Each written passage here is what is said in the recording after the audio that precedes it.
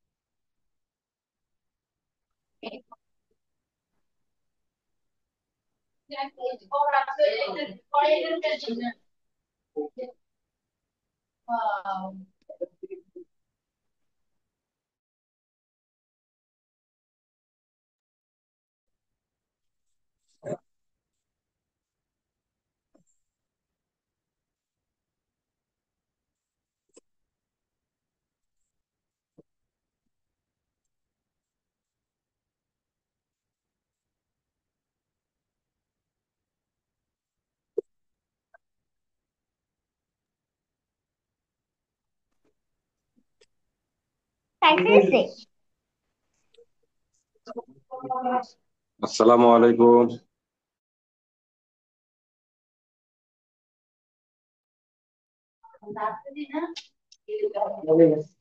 একজন একজন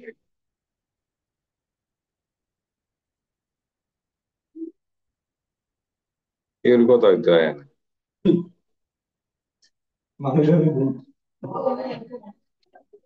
লাগে এই যে আক্তার ভাইয়ের কমিটির করে কোনো যদি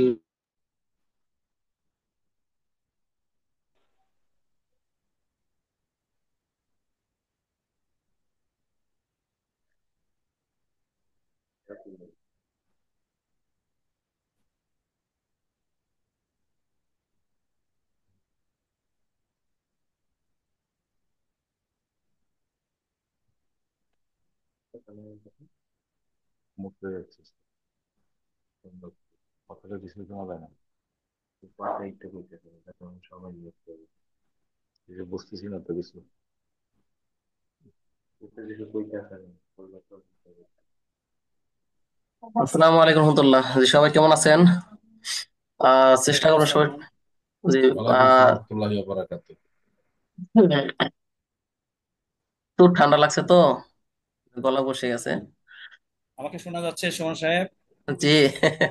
কেমন আছেন? আলহামদুলিল্লাহ, আসসালামু আলাইকুম। ভালো আছেন? হ্যাঁ, জি, আমি আপনাকে স্যার আলহামদুলিল্লাহ। আমি দেখতে পাচ্ছি। স্যার আমি কি মিটিং আছি? জি, হ্যাঁ আছেন। জি, আমাকে দেখা যাচ্ছে? জি। সবাই তো আচ্ছা আমার আচ্ছা। পরিচিত মুখ। আলহামদুলিল্লাহ, আলহামদুলিল্লাহ। স্যার আপনি থ্যাংক চেহারা ইউ। একটু দেখান, আপনি তো দেখি না স্যার। আচ্ছা, দেখাবো। আমি একটু স্ক্রিন শেয়ারে ক্লাসটা নিব তো। যাই হোক, সবাই কেমন আছেন? আশা করি ভালো আছেন। আলহামদুলিল্লাহ, তো আমরা আমরা সবাই ভালো আছি। শুরু করতে যাচ্ছি।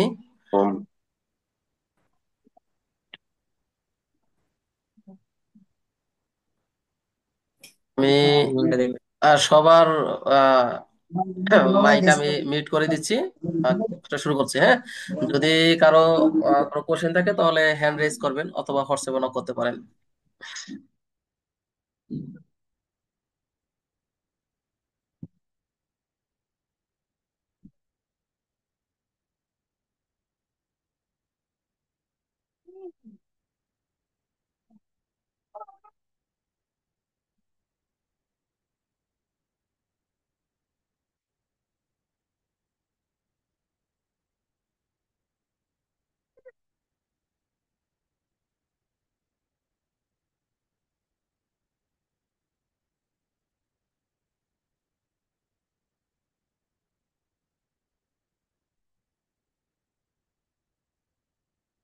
যাই হোক, আমরা শুরু করতে যাচ্ছি। তো কারিগরি বোর্ডের পরীক্ষার প্রস্তুতের জন্য আমি অপেক্ষা করতেছিলাম যে নতুন এডিশনের যে বইটা আসছে ওই বইটা, কিন্তু নতুন এডিশনের বই থেকে আমরা কোনো কোশ্চেন করি নাই। যার কারণে এই যে সবাই আশা করি দেখতে পারতেছেন, এই বইটা সবাই একটু কিনে নিবেন, অথবা না কিনলেও হবে। মূল যেই বিষয়গুলো যেখান থেকে আমরা কোশ্চেন গুলা প্রস্তাব করেছি, হ্যাঁ, এবং দ্বিতীয়বার ডাকা হবে সে অনুযায়ী সর্বশেষ যে বোর্ড থেকেই প্রস্তাব করা হয়েছে। এই বোর্ডের কোশ্চেন গুলো পড়লেই আপনার আশা করি কমন পড়বে। এবং আমাদের যেই শীট আছে, শীট বলতে কি আমরা যে সার্ভে ফাইনাল কোর্স করিয়েছি, হ্যাঁ, কোর্স থেকে আপনার ম্যাক্সিমাম প্রশ্নই কমন থাকবে। অধিকাংশ প্রশ্ন কোর্স থেকেই ইনশাল্লাহ কমন পড়বে।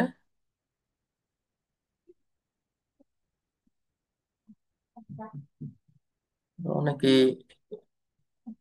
জয়েন দিই।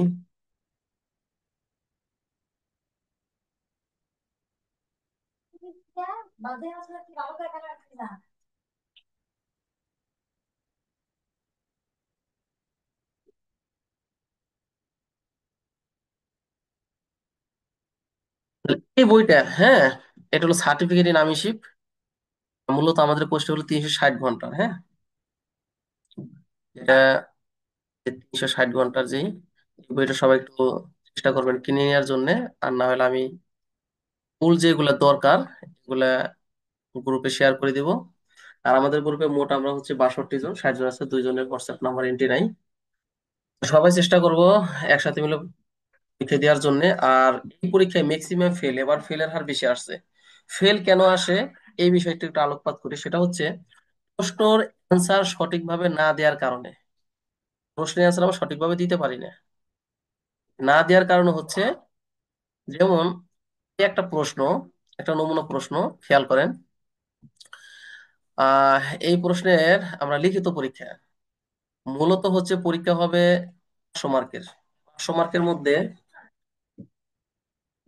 লিখিত পরীক্ষা হবে 60 মার্ক। এবং এটা কারিগরি বোর্ড সম্পূর্ণ তাদের নিজ দায়িত্বে নেবেন। এবং এর সাথে থাকবে হচ্ছে আরো 200 মার্কের ব্যবহারিক এবং ভাইবা। তাহলে টোটালে হলো 260 মার্ক। এই 260 মার্ক সম্পূর্ণ দায়িত্ব হচ্ছে কারিগরি বোর্ডের। আরো 240 মার্ক থাকে, এই 240 মার্কের পরীক্ষা কারা নেবেন? আরো 240 মার্ক, এটা হচ্ছে 40 মার্ক হচ্ছে আমার হাতে, শিক্ষকের হাতে। এই নাম্বারটা সম্পূর্ণ হচ্ছে শীট পূরণ করে দেওয়া হয়। এবং আরো যে 200 মার্ক থাকে ওই 200 মার্কও আমাদের হাতে, সেটা হচ্ছে আমরা যে ব্যবহারগুলো করি সার্ভে ফাইনাল কোর্স করানোর পরে আমরা যে ফিল্ড প্র্যাকটিক্যাল করি, এই ফিল্ড প্র্যাকটিক্যালের মাধ্যমে কে কতটুকু করতে পারলো, টিম মিটিং কে করতে পারলো, এই অনুযায়ী হচ্ছে এর মার্কটা আমরা টিসিপিসি একটা শীট আমাদেরকে দেয় কারিগরি বোর্ড থেকে, সেই বোর্ডে আমরা শীট পূরণ করে দিই। পূরণ করে দেওয়াতে হয়ে গেল আমাদের হচ্ছে 240। কারিগরি বোর্ড পরীক্ষা নিবে হচ্ছে জানুয়ারির 2 তারিখ এবং 3 তারিখ, 2 দিন পরীক্ষা। তো ওইখানে হচ্ছে 260, টোটালে 500 মার্কের পরীক্ষা, এরপর রেজাল্ট। এখানে দেখা গেল যে এই যে 60 মার্কের পরীক্ষা, 60 মার্কের মধ্যে আপনাকে অবশ্যই 40 পাইতে হবে পাশ করার জন্য। 40 মার্ক যদি আমরা না পাই তাহলে সেখানে পাশ আসবে না। এক সাবজেক্টে ফেল মানে সম্পূর্ণ ফেল। আর ওয়ান টাইম রেজিস্ট্রেশন, এটা ফেল গেলে পুনরায় আবার রেজিস্ট্রেশন করে পরীক্ষা দিতে হয়। এই সম্পূর্ণ প্রশ্নের উত্তর সহজ ভাবে দেওয়ার একটা কৌশল আছে। কৌশলটা কি দেখেন, 1 থেকে 14 নম্বর পর্যন্ত খেয়াল করেন। 1 থেকে 14, 1 নম্বর কি আছে? প্রত্যেক প্রশ্নের মান কিন্তু এক। একটা প্রশ্নের মান যদি এক হয়, দেখেন সংক্ষিপ্ত যেটা ওটা তো এক, বর্ণনামূলক যেটা সেটাও এক। তাহলে আপনি যদি বর্ণনামূলক প্রশ্ন দিতে যায় যদি 4 থেকে 5 মিনিট ব্যবহার করেন, তাহলে আপনি কত পাবেন? এক পাবেন।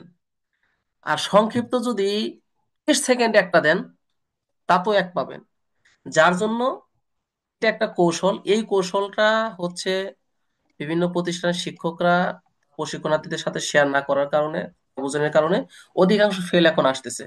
এটা নিয়ে আমাদেরকে মিটিং করানো হয়েছে, যে বিভিন্ন শিক্ষকদের ডেকে বলা হয়েছে কারিগরি বোর্ড থেকে, যে এত পরিমাণ ফেলের হার কেন? আপনারা কি স্টুডেন্টদের লেখার নিয়ম গুলা বুঝাইতে পারেন না? তো প্রচুর ফেল আসছে এবার। অতি সংক্ষেপে উত্তর দিতে হবে এখানে, খেয়াল করেন। সার্ভেয়ারের মাঠের কাজগুলো কি বলেন তো? সার্ভেয়ারের মাঠের কাজগুলো, সরজমিনের কাজ যেটা আছে, দাপ্তরিক কাজ বা যন্ত্রপাতি তত্ত্বাবধান এই বিষয়গুলো যদি আপনি লিখতে যান, এখানে 3টে বিষয়, মোট 5 থেকে 6টা বিষয় লিখতে হয়। তো 5-6টা বিষয় যদি আপনি লিখতে যান, আপনার মোটামুটি ভালোই সময়ের প্রয়োজন। অনেকে এই এক থেকে, খেয়াল করেন একটু, 1 থেকে 14 নম্বর পর্যন্ত এটা হচ্ছে সংক্ষিপ্ত, 13 পর্যন্ত, সরি 13 পর্যন্ত, এই 13 পর্যন্ত উত্তর দিতেই আধা ঘন্টা চলে যায়। একটা প্রশ্ন উত্তর, 1 নং প্রশ্নের উত্তর এভাবে লিখে দাগ দিয়ে, হ্যাঁ, বোর্ড পরীক্ষায় যেমন দিয়েছে এরকম ভাবে দাগ দিয়ে সুন্দর করে ডিজাইন করে কমপ্লিট করতে গেলে কি হয়, এই 13টা প্রশ্ন উত্তর, এক একটা প্রশ্ন যদি 3 মিনিট করে সময় লাগে, 39 মিনিট। পরীক্ষা মাত্র 60 মিনিট।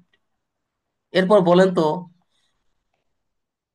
বাকি যেই 60টির মধ্যে আরো যে 37টি প্রশ্ন থাকে, প্রায় 47টা প্রশ্ন থাকে, এই 47টা প্রশ্নের উত্তর কি আপনি অল্প সময় দিতে পারবেন?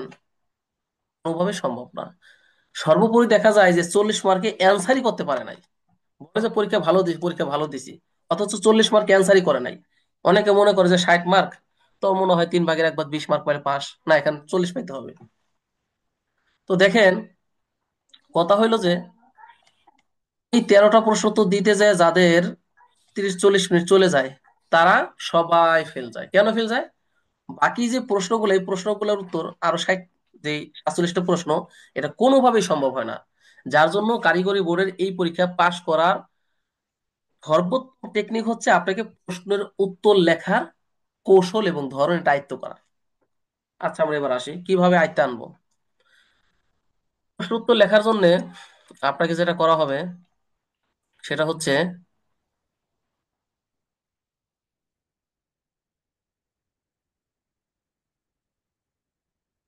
যে আমাদেরকে খাতা দেওয়া হবে। যে খাতা দেওয়া হবে সেই খাতা আমরা কি করব, শুরুতেই প্রশ্নগুলো অ্যাডমিট করব। কিভাবে করব? আমরা এই 14 নম্বর থেকে লিখবো 14 নং প্রশ্নের উত্তর। আর এই প্রশ্ন উত্তরগুলো কিভাবে লিখবো সংক্ষেপ আকারে আমি একটু দেখিয়ে দিই।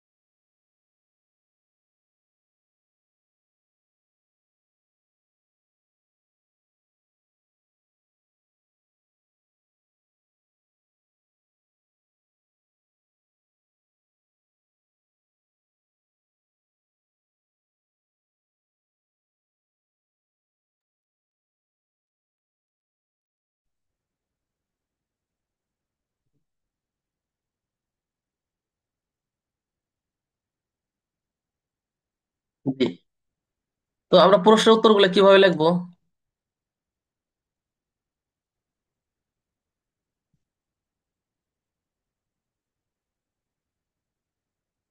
আমরা একটা খাতা যখন পাবো, এই খাতার উপরে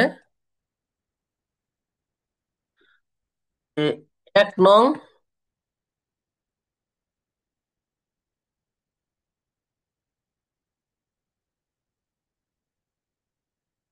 এই 1 নম্বর কোশ্চেনের উত্তর, মানে 1 নং প্রশ্নের উত্তর, হ্যাঁ, এইভাবে শুধু লিখবো। তো এইভাবে বিস্তারিত না লিখে অনেকে কি করেন, এই লেখাটারে আমরা এই মাঝখানে লিখি। মাঝখানে লিখে এরপর হচ্ছে আমরা একটু আন্ডারলাইন দেই নাকি, তারপর হচ্ছিল নিচে উত্তরগুলো লিখে এখান থেকে। এইভাবে আমরা করব না। আমাদের কাজ হবে কি, এটা অনেক সংক্ষিপ্ত করব। এটা হবে এমন যে,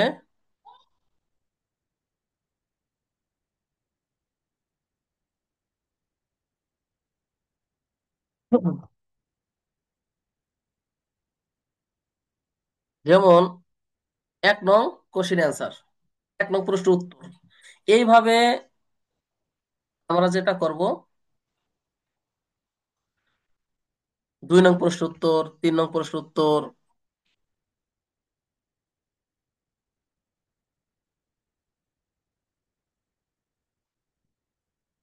এরপর 3 নং প্রশ্ন উত্তর, 4 নং প্রশ্ন উত্তর। হ্যাঁ, এটা আমরা শুরু করব কত থেকে খেয়াল করেন, আমরা শুরু করব হচ্ছিল 14 থেকে।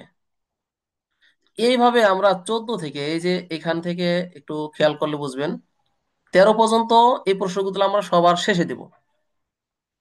14 নং প্রশ্নের উত্তর পাশে জায়গা থাকবে, 15 নং, 16 নং, 17 নং, 18 নং, 19 নং, 20 নং, এভাবে আমাদের যে এই যে 60 পর্যন্ত আছে, খেয়াল করেন, 60 নং কোশ্চেন অ্যান্সার পর্যন্ত আমরা প্রশ্ন হাতে পাওয়ার আগে লিখে ফেলবো।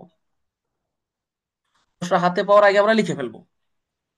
খাতা দিব 15 মিনিট আগে, খাতা আমরা স্কেল করব, হ্যাঁ, রোল করে, মার্জিন করে আমরা লেখাগুলো লিখে দিব। এখন কথা হয়েছে, এইভাবে যখন আপনি লিখবেন, তো দেখবেন যে প্রশ্ন হাতে পাওয়ার আগেই আপনার মোটামুটি এই 60 পর্যন্ত লেখা হয়ে গেছে, এরকম থাকবে। এবার আসেন, 60 পর্যন্ত যখন আপনাদের হাতে থাকবে, আপনি শুধু কি করবেন, প্রশ্নের উত্তরটা দিবেন, প্রশ্নের উত্তরটা দিবেন।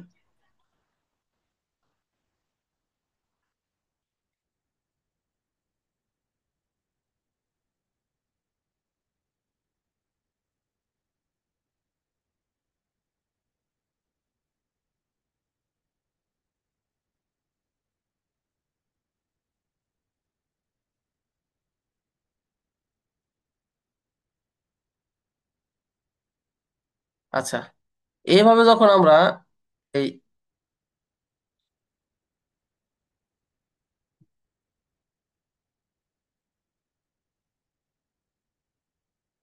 আমরা প্রশ্নটা বের করি, খেয়াল করেন, দেখেন আমরা কিন্তু আগে কি করলাম, উত্তরগুলো সেট করছি,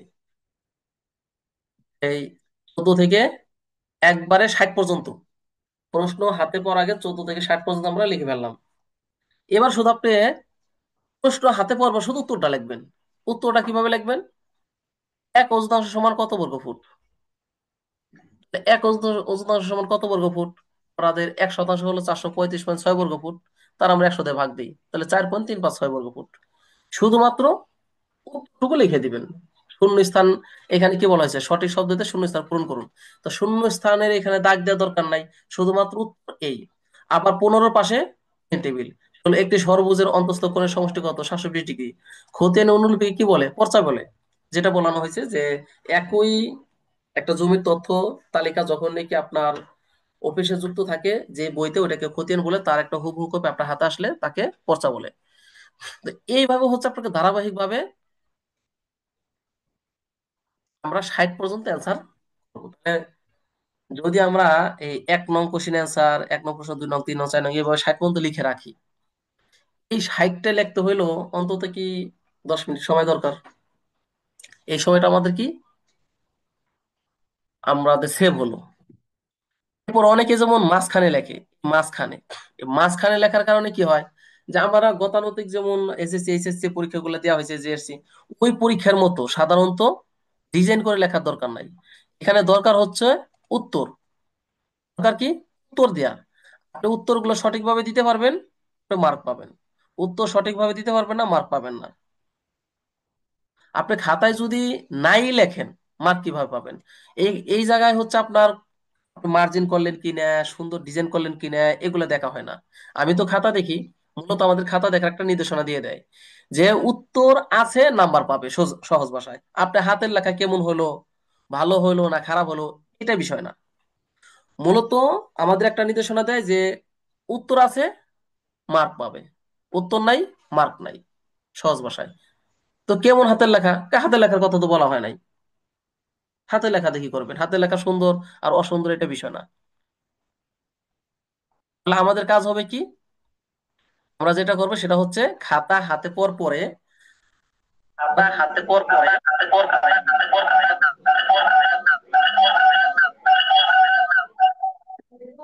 13 থেকে শুরু করব। 14 থেকে, তো 14 থেকে 60 পর্যন্ত আমরা এইভাবে লিখে রাখবো। এরপর শুধুমাত্র উত্তরগুলো লিখবো। আর যদি এমসিকিউ যখন থাকবে, তখন আমরা, খেয়াল করেন, 13 পর্যন্ত চলে গেল, হ্যাঁ। 14 থেকে আমরা লিখেছি 14, 15, 16, 17, 18, 19, 20 পর্যন্ত। আপনি এই উত্তরটা লেখার সময় কি করবেন? ধরেন আমরা 20 নং এখানে লিখেছি, লিখলাম তফসিল। তফসিলের নিচে একটা দাগ দিয়ে দিবেন, তার মানে এটা শূন্য স্থান পূরণ করেছিলাম। দাগ দিবেন, তফসিল লিখে নিচে একটা দাগ হবে। আচ্ছা, এর পরবর্তীতে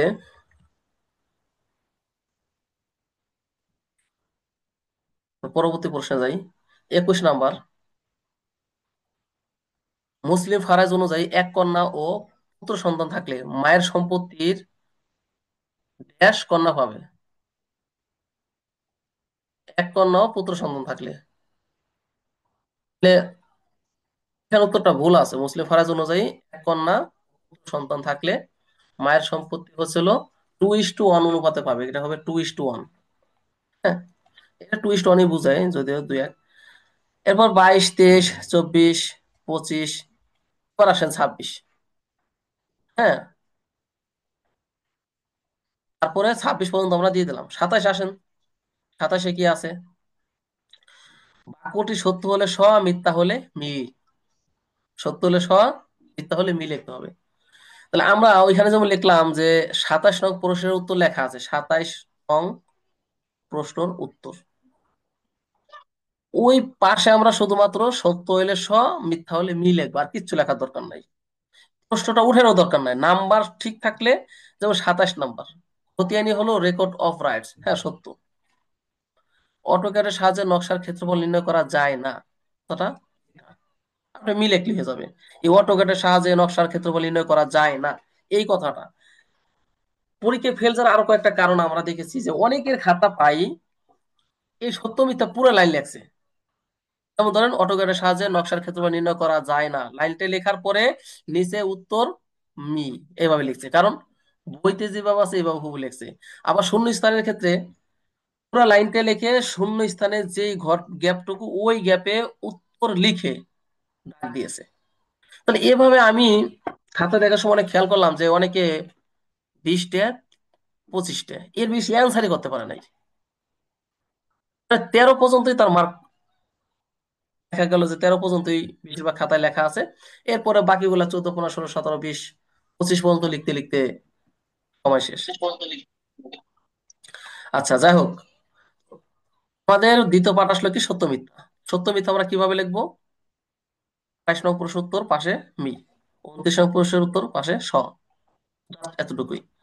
পরবর্তীতে আসে সঠিক উত্তরটি দিতে হবে। সঠিক উত্তর, এই সঠিক উত্তর লেখার ক্ষেত্রে এই জায়গায় শুধু একটু কাজ করতে হবে, যে আপনার সঠিক উত্তর লিখি এই কথাটুকু লেখার দরকার নাই, আপনার 39 নাম্বার দিলেই হয়ে যাবে। যেমন 40 নাম্বার খেয়াল করেন, 40 নাম্বার কি বলছে, যে শিকল জরিপের মূলনীতি হবে ত্রিভুজায়ন করা, কারণ ত্রিভুজের মাধ্যমে জমির পরিমাণ নির্ণয় করা হয়। তো অনেকে বলে যে চতুর্ভুজ, তারপর রম্বস, ট্রাপিজিয়াম, আয়তক্ষেত্র, বর্গ, গড় করে। আসলে গড়ের কোনো নীতি জমি মাপার জন্য আসলে দেয়া হয় না। ত্রিভুজায়ন, সব ত্রিভুজ জরিপ করার সময় ত্রিভুজায়ন করা হয়। আমি একটা বিদেশ জরিপে ছিলাম, সেখানে আমার ত্রিভুজের মাধ্যমে সব করেছি, যদিও মেশিনের মাধ্যমে করা হয়েছে। তো শিকল জরিপের মূলনীতি হলো ত্রিভুজায়ন করা। তো এই উত্তরটা আপনি কিভাবে লিখবেন? আমাদের লেখা আছে 40 নং প্রশ্নের উত্তর, সংক্ষেপে লেখা আছে 40 নং পরপলা প্রো দিয়ে বিসর্গ, রস্যউ দিয়ে বিসর্গ। হ্যাঁ, এরপর আমরা কি লিখবো? খ দিব, খ। এটা বলবেন না, খ দিয়ে ব্র্যাকেট দিয়ে আটকে ত্রিভুজায়ন করা শব্দটা লিখে দিতে হবে। এখানে ক, খ, গ, ঘ কিন্তু উল্লেখ করা লাগবে। তাহলে আমরা কি করব? খ লিখে ত্রিভুজায়ন করা। একটি সুষম অষ্টভুজের প্রতিটি অন্তস্থ কোণের মান হচ্ছিল 135 ডিগ্রি। এরপরে আমরা যদি 42 নম্বরে যাই, খেয়াল করেন 42 নম্বরে,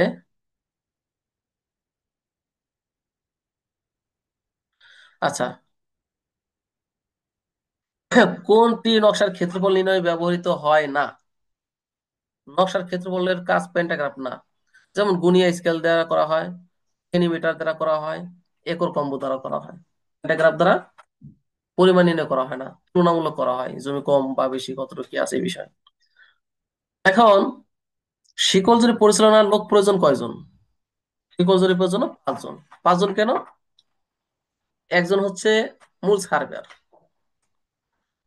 2 জন শিকল ধরবেন, আর 2 জন হয়েছে দুই পাশে সীমানা ঠিকভাবে দেখবেন। এই হলো 5 জন। 2 জন দুই পাশের সীমানা চিহ্ন দেখবেন, 2 জনে শিকল ধরবেন, একজন হচ্ছিল আহ্বায়ক অর্থাৎ সার্ভেয়ার। এই 5 জন লাগে।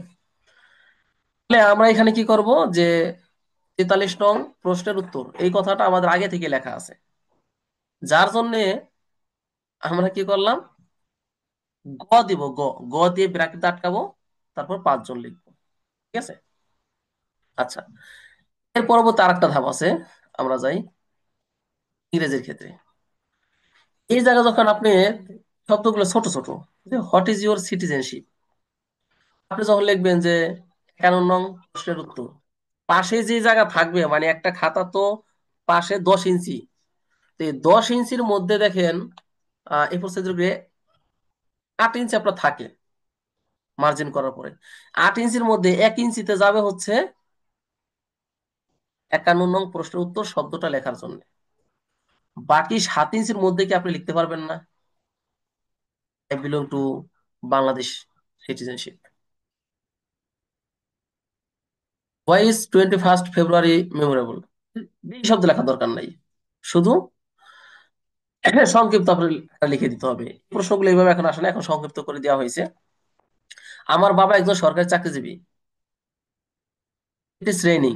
এরপর হচ্ছে এখানে ইংরেজি দুইটা দেওয়া হয়েছে, ট্রান্সলেটিং ইংলিশ। তো আমার বাবা একজন সরকারি চাকরিজীবী, এটা ইংরেজি করে দিলেন, my father is a government employee বা সার্ভেন্ট। বৃষ্টি পড়ছে, ইট ইজ রেইনিং, বৃষ্টি পড়ছে।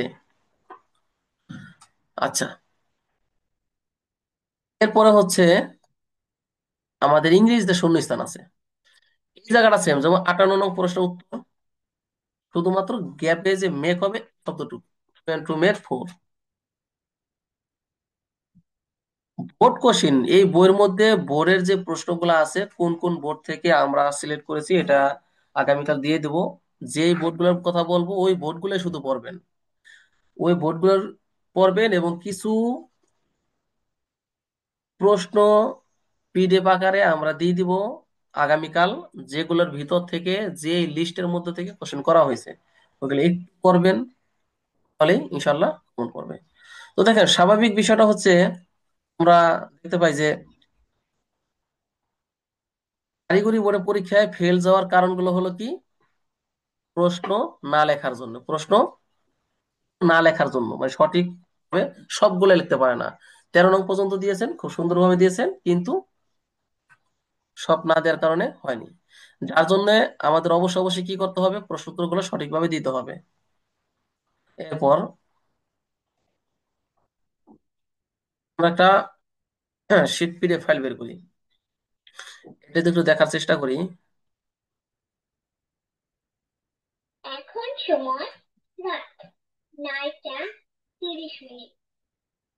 এই শীটটা আমি আপনাদের দিয়ে দিব,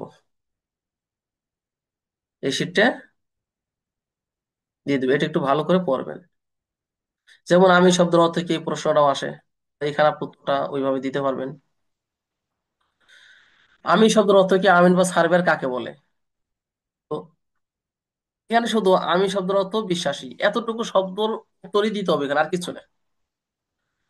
এরপর আসেন 13 থেকে 14 নাম্বার পর্যন্ত, আপনি 1 থেকে 13 পর্যন্ত কিভাবে উত্তর দিবেন। আমরা তো 14 নাম্বার থেকে 60 মার্ক পর্যন্ত দেওয়া হয়ে গেছে। এখনো যদি চিন্তা করেন আপনি এই 1 থেকে 13 একটা উত্তর দিতে পারেন নাই, কথার কথা, ওই 47টা আপনি সুন্দরভাবে ক্লিয়ার দিতে পারছেন, আপনি পাসও করবেন, A+ও পাবেন। কারণ আমরা টিসিপিসি নাম্বার যখন আপনাকে পূর্ণ মার্ক দিয়ে দিব, আর ব্যবহারিক ভাইবার পরে সরকারি যে মার্কগুলো, ও মার্কগুলা আমাদের এন্ট্রি করে দিতে হয়, প্রস্তাব করে যে কোন কোন স্টুডেন্ট ভালো তাদের, তা আমরা পুরা মার্কগুলোই এন্ট্রি করে দিয়ে দিই। তো সেই ক্ষেত্রে ওইখানে আলহামদুলিল্লাহ ভালো করবেন। তো আমাদের প্রশিক্ষণে তো সবাই প্লাস কেন পায়? আমাদের প্রশিক্ষণে সবাই প্লাস পায়, কেউ ফেল যায় না। গত টার্মে আমাদের একজন হচ্ছিল অ্যাবসেন্ট শো করছে কিন্তু ফেল যায়নি। আশা করি সবাই প্লাস পাবেন ইনশাল্লাহ, শুধুমাত্র নিয়ম কানুন গুলো মানবেন। এই শীটের মধ্যে যে বিষয়গুলো আছে এগুলো পড়লে সংক্ষিপ্ত অনেক উত্তর আপনার জানা হয়ে যাবে, সংক্ষিপ্ত উত্তরগুলো জানা হয়ে যাবে। এটা শীটটা দিয়ে দেবো, একটু ভালো করে পড়বেন। তো সংকেত অনেক সময় আসে, ফুটের সংকেত, সুতার সংকেত, কত ইঞ্চিতে 1 ফিট, কিছু কিছু অতি সহজ প্রশ্ন আসে, একবারে অতি সহজ। যাই হোক, আমরা এইভাবে কমপ্লিট করব, এটা হচ্ছে নমুনা করলাম। আমরা নেক্সট ক্লাস এই সপ্তাহের মধ্যে করব, আগামীকাল ডেট দেবো, ওই দিন আমাদের বোর্ডে ক্লাস হবে, বোর্ডে বিস্তর ক্লাস হবে, লাইভ ক্লাস বোর্ডে হবে, স্ক্রিন শেয়ার ক্লাস হবে না। তো অবশ্যই আহ মোটামুটি আছে 40 জন ছিলেন, এখন 37 জন আছে। গ্রুপে সবাই একটু, আমি গ্রুপটা উন্মুক্ত করে দিব, সবাই একটু শেয়ার করবেন, প্রতিদিনই মোটামুটি উন্মুক্ত থাকবে, লিখে দিবেন কোথায় বুঝেননি। তো কেউ যদি কথা বলতে চান বা কোনো প্রশ্ন থাকে, এটা হয়তো হ্যান্ড রেজ করলে আমি দিব, কিন্তু মিউট করে অনেকগুলো কাশি দিছি, কিন্তু অনেক বেশি সর্দি লাগছে। তো যাই হোক, সবার সাথে ইনশাল্লাহ আগামী ক্লাস করতে হবে। আর প্রত্যেকে হোয়াটসঅ্যাপে যেটা করবেন, হোয়াটসঅ্যাপে হচ্ছে আপনি অ্যাডমিনে যাই ক্লিক করে আমাকে সরাসরি মেসেজ করবেন, সরাসরি মেসেজ করবেন। আশা করি সবাই ভালো বুঝবেন, যার যেটা প্রশ্ন থাকে। গ্রুপে সবার উন্মুক্ত মেসেজ এই জন্য দেওয়া হয় না, আসলে অনেক সময় এরকম হয়ে যায় যে অন্য একটা গ্রুপ মনে করে একটা পোস্ট শেয়ার হয়ে যায়, এতে অনেকে বিরক্ত বোধ করে। তার জন্য অফিসিয়ালি হচ্ছে যা গুরুত্বপূর্ণ বিষয় এগুলোই প্রোভাইড করা হয়। তো সুতরাং ভালো থাকবেন, সবাই আমার জন্য একটু দোয়া করবেন। আর আমি সর্বোচ্চ চেষ্টায় আছি আল্লাহর রহমতে সবাই যেন A+ পান। আপনাদের A+ রেজাল্ট হওয়ার জন্য যা করা দরকার ইনশাল্লাহ সর্বোচ্চ চেষ্টা আমার থেকে অব্যাহত থাকবে। এ যাবৎকালে যেহেতু আরেকটা বিষয় সেটা হলো, আমি যেহেতু কারিগরি বোর্ড একজন ট্রেনার এবং এক্সামিনার, সেক্ষেত্রে আপনাদের পাশের রুমে আমার ডিউটি থাকতে পারে, একই রুমে দেয় না। ব্যবহারিকের সময় আমি নিব ইনশাল্লাহ, ভাইবার সময় আমি থাকবো। তো সবাই একটু মেহনত করবেন। আপনাদের ব্যবহারিক ভাইবের যে 200 মার্ক, ওইখানে চিন্তা করতে হবে না।